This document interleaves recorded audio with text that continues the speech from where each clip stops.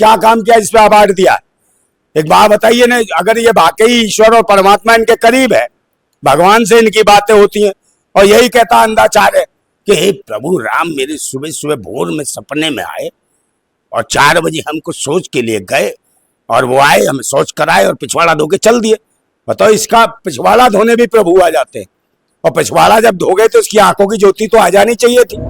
ये बाबा नहीं, ये पाखंडी हैं, भैंसी हैं, दरिंदे हैं, आतंकी हैं, देशद्रोही हैं। जो हिंदू राष्ट्र की बात करते हैं, जो हिंदू राष्ट्र की मांग कर रहा है, वो आतंकवादी है, देशद्रोही है। नंदा भाई, रामभद्राचार्य जी को पश्चिमी यूपी मिनी पाकिस्तान लगता है।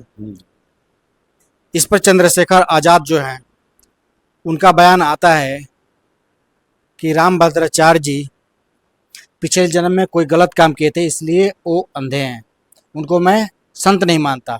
आप कैसे देखते हैं? बिल्कुल पाखंडी है, ढोंगी है, समझे नहीं। वो जब भी बात करेगा समाज से अहित वाली बात करेगा, और लोगों को कहीं ना कहीं वो जातीय आधार पर टिप्पणियां करता है, गालियां देता है।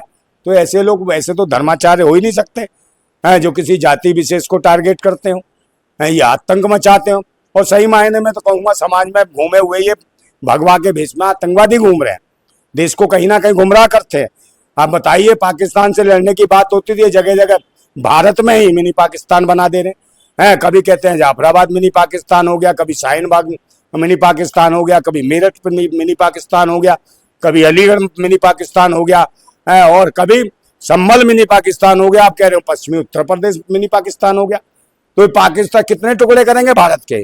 तो यही वो आतंकवादी हैं, देशद्रोही हैं। ये भारत के लोग नहीं, विदेशी जीन है, और विदेशी हैं, ये विदेशी मानसिकता कीड़े हैं, जो देश के मूल निवासियों को भ्रमित कर रहे हैं, उनके हक और अधिकार छीनने का काम कर रहे हैं। तो ये देश के लिए जो हिंदू राष्ट्र की बात कर रहे हैं, जितने भी हैं, सब वही एक जाति के गुंडे हैं जो हिंदू राष्ट्र की बात कर रहे हैं। और जो हिंदू राष्ट्र की हिंदू आतंकवाद जो फैला रखा है हिंदू राष्ट्र के नाम पर, ऐसों के खिलाफ देश की जनता को खड़ा होना चाहिए, और ये जो पाखंडवाद से मुक्ति चाहिए पूरे देश को। आप बाबा को इस तरह से कैसे बोल सकते हैं? कौन सा क्या है? काय का बाबा है? बहुत बड़े संत हैं, अरे कहीं नहीं, सांप वगैरह दे देंगे फिर क्या करेंगे? काय का सांप देगा? ये काय का सब चमत्कारी है, तो अपनी आंखें क्यों नहीं ठीक कर लेता है पाखंडी? क्यों अंधा घूम रहा है? तो इसके तो देवी देवता भी कहते हैं अंधन को आंख दे, कोलन को काया है। तो इसको अंधे को नहीं दी, इसका मतलब इसकी पूजा और भक्ति में कमी रह गई। इसको आंख दे दे, कोलन को काया देता है, तो इसको आंख भी दे दे, आंख की दृष्टि क्यों नहीं मिल रही? इसका मतलब कुकर्मी है, इसके प्रारब्ध पिछले काल के कुछ कुकर्म किए होंगे, और अब जो अब पैदा हुआ, अब तो बहुत ज्यादा कुकर्म कर रहा है, ऐसी हरकतें कर रहा है। अगले जन्म में तो ये बिल्कुल हाथ पैर से अपंग भी पैदा होगा, कोड़ी पैदा होगा, इसके कीड़े पड़ेंगे, कीड़े पड़ पड़ के मरेगा। ये साधु थोड़े ही आतंकी है, छिनरे लुच्चे लफंगे। ये महिलाओं के बारे में उल्टा सीधा भी बोलते हैं, तो इन्हें यही नहीं पता मातृशक्ति और महिलाओं के बारे में क्या बोला जाता, क्या नहीं बोला जाता है। ये आतंकवादी हैं, देशद्रोही हैं, जो हिंदू राष्ट्र की मांग कर रहे हैं। इनको बहुत बड़ा सरकार ने अवार्ड दिया है। काय का अवार्ड दिया है? सरकार तो चाहती है पाखंडवाद फैला के, चाहे कांग्रेस रही हो, भाजपा रही हो, मनुवादी लोगों की सरकारें रही हैं, पाखंडवादी जातिवादी गुंडे रहते हैं। और अवार्ड काय का दे दिया? ऐसा क्या काम करा इसने पाखंडियों ने? बताओ को क्या काम किया इस पे अवार्ड दिया?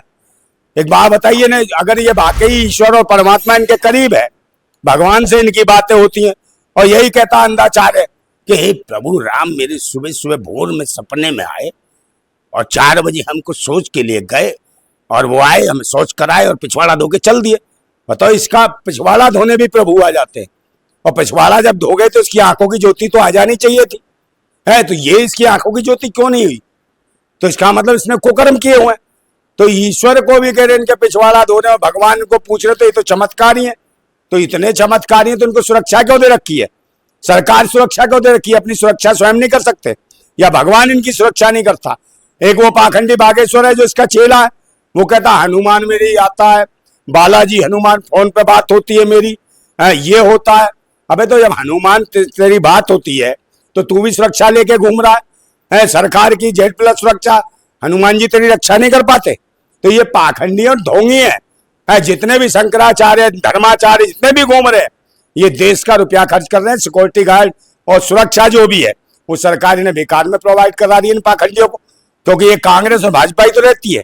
वो चाहते हैं कि धर्म के आधार पर लोगों को गुमराह किया जाए और धर्म के आधार पर वोट लेते रहें और देश की जनता को मतलब कि इनका हक और अधिकार मारो दलित पिछड़े आदिवासियों का, ये इससे बाहर ना निकल पाए। और अगर शिक्षित होंगे दलित पिछड़े आदिवासी तो कहीं ना कहीं सवाल करेंगे, और सवाल करेंगे तो अपने अधिकार मांगेंगे। इसलिए चाहते, इसीलिए शिक्षा के केंद्र बंद कर रही है ये पाखंडी सरकार, और इन्हीं बाबाओं के गुमराह करने से हो रहा है सब कुछ। ये बाबा नहीं, ये पाखंडी हैं, भैंसी हैं, दरिंदे हैं, आतंकी हैं, देशद्रोही हैं। जो हिंदू राष्ट्र की बात करते हैं, जो हिंदू राष्ट्र की मांग कर रहा है वो आतंकवादी है, देशद्रोही है। जिस प्रकार ये कहते थे कि खालिस्तान की बात करते हैं, उन्हें आतंकवादी कहते थे, तो आज जो कि हिंदू राष्ट्र की बात कर रहा है वो भी आतंकवादी है, देशद्रोही है। ऐसे लोगों के खिलाफ उचित कार्रवाई हो, और कार्रवाई जब ही हो सकती है जब भारत के मूल निवासी हुक्मरान होंगे, तभी इनकी दुकान बंद होगी पाखंड की।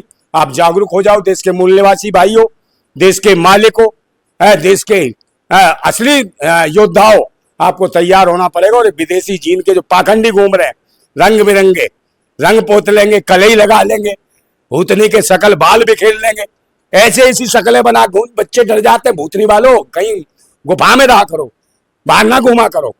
बच्चे कांपते हैं, डर जाते, बुखार चढ़ जाता तुम्हारी शक्लें देख देख के। सड़े हुए मानसिकता के कीड़ों, आतंकियों, देशद्रोहियों, तुम्हें शर्म आनी चाहिए।